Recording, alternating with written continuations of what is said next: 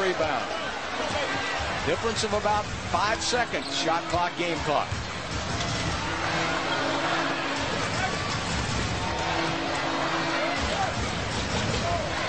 Brady will go one-on-one against Kevin Durant.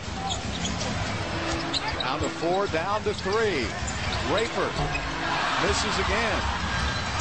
Knocked out of bounds by Oklahoma City. The Rockets will still have 3.3. Do you think they're going to guard him? No, they're going to leave him open. Leave him wide open until he makes a shot. Sure. Which we know he will eventually. Back to Scola. Gets a good look off the glass. Louis Scola.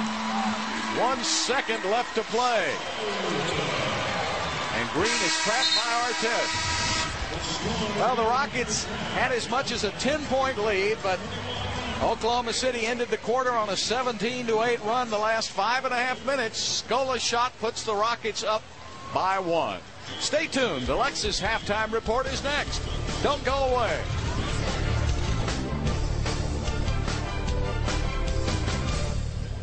Toyota Center, time for the Lexus halftime report as the Rockets on top of Oklahoma City, 42-41. If you have an appetite for good basketball, well, it probably wasn't satisfied in that first half. It was just flat ugly. Matt Bullard will join me in just a couple of minutes. We'll talk about and break down this first half of basketball. But speaking of appetites and good food, well, the sweets here at the Toyota Center, it's about as good as it gets, and no one knows that any better than Bill Worrell and Clyde Drexler. This is our annual sweet tasting tip-off party, which we have every year. And this year it's a luncheon, which is focused on the practice, the Rockets training camp practice, which is going on. We have 80 traditional suites, 14 courtside. We're building 4 more. We have about 126 suite holders from oil and gas all the way down to restaurants.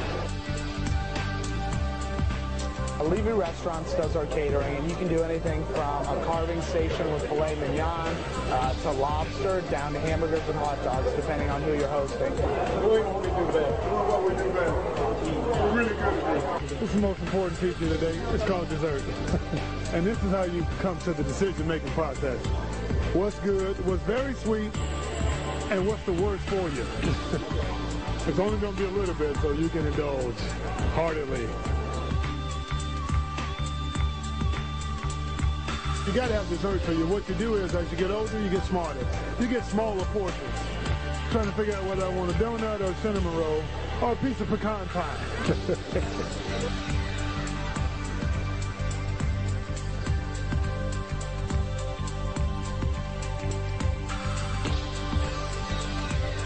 The thing is, desserts will take the glide right out of you. But you need a little sweetness in your life. My choice today is going to be the pecan pie, my favorite. Can't say no. Look out, Evan, I'm going, let me at it, let me at it. Good measure. Yeah, really fun to have over 100 suites, you know, have a little parties on every suite, you know. Everybody's having a different taste for a different game, so our menu is extensive. You know, we go from beef tenderloin to shrimp margaritas. You know, it's not only the hot dogs and the hamburgers. You know, we can offer a lot of upscale food, you know, based on our menu. As a suite holder, some of the things you receive are all the concerts that happen at Toyota Center, all the Rockets games. So while the Rolling Stones is going on downstairs, you can have a carving station and have the best wine, the best hors d'oeuvres that you'd like. So it really, it's an all-around deal. Really? When was the last time you think Worrell or Drexler paid for a meal? Seriously. 42-41 at halftime. Rockets on top of Oklahoma City. We'll be back with more. The Lexus halftime report continues from downtown next. Halftime 42-41. Kevin Eschenfelder, Matt Bullard. Welcome back to Lexus halftime report.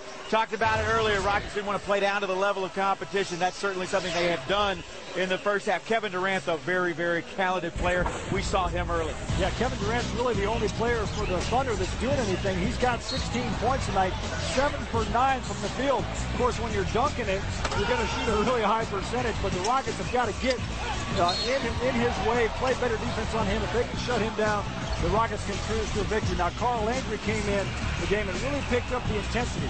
He's strong on the boards. He really gets after it on the defensive end. Of course, I think he's learning from Chuck Hayes there. But I like the way he goes after the ball, gets his hands on it, and when he's around the rim, he's going to try to dunk everything. Now, Aaron Brooks, I felt like in the second quarter, picked up the tempo and started making the ball move a little bit better. His penetration really opened things up on the outside. All right, 42-41 halftime score. Back with more on the Lexus halftime report from Toyota Center in just a moment.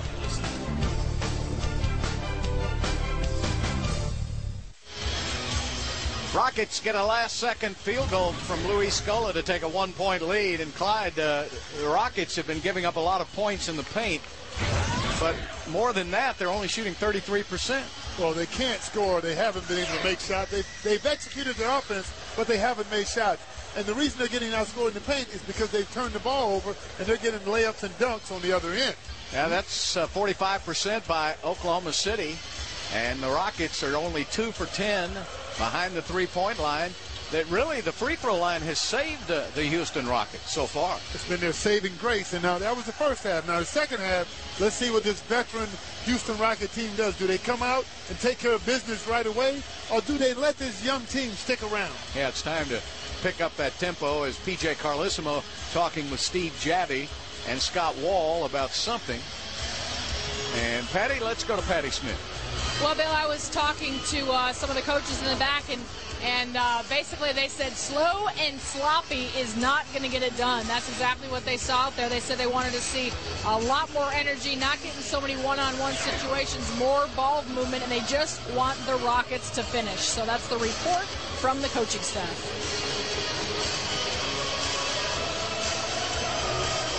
Yeah, what this they're talking about, P.J. Carlissimo, they think that Nick Collison has only 2 fouls. They have him on the stat sheet with 3. And we thought that's why they took him out, because he had 3 fouls, and apparently he will keep that 3rd foul. He's earned them. Yeah. I don't think PJ is going to win that argument. No, they had 14 fouls for the Thunder in the first half. Only 5 for the Rockets. Durant coming off a pick, and just like that, the Thunder regain the lead. It's too easy. That's just a basic pin down. Really bad defense by the Rockets. The Rockets look a step slower tonight than they did Thursday night. Don't want to let this young team hang around. It energizes them. Well, they can't even play pitch and catch. Yao comes to post up. Sometimes it looks like the entry pass to Yao comes smoother when it comes from the wing rather than on top. Good point. That was a bad angle by Rafer Austin. Good defense by Tracy. All right, Yao's got an early pin down. Go to him. They do, and there it is. That's more like it. He had Petro right on his hip. Artest is a really good entry pass, post pass. That's another intangible that he does well. Artest is chasing Durant now. Yeah. Rather than T-Mac. Earl Watson with the miss, and Scola with the rebound.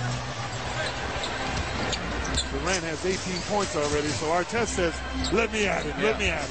That's what I love about him. He competes. Now taking it inside over Petro. Missed the shot. Earl Watson out of there with the ball.